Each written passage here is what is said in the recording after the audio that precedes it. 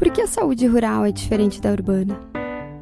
Apesar de parecer que os temas são parecidos e que as visões de saúde podem ser facilmente transportadas do urbano para o rural, devemos pensar que um único tamanho não serve igual para todas as pessoas ou locais.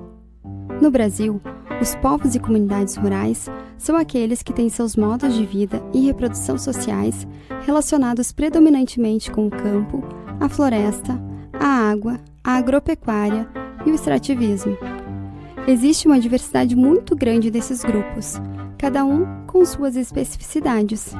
São camponeses, trabalhadores rurais assentados, comunidades tradicionais, como quilombolas, ribeirinhos, pescadores artesanais e marisqueiras, as que habitam ou trabalham nas reservas extrativistas em áreas florestais ou aquáticas, aquelas atingidas por barragens e muitos outros.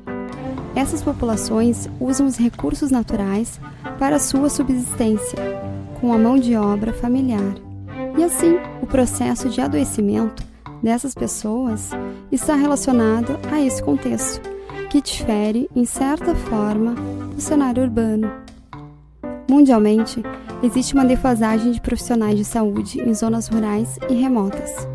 Enquanto em Manaus, por exemplo, há um médico para 574 habitantes, no interior do Amazonas há um médico para 8.944 habitantes. Assim, vemos que as diferenças entre o rural e o urbano já começam no acesso à saúde. O número de pessoas que nunca foi consultado por um profissional de saúde, por exemplo, é maior em áreas rurais do que urbana.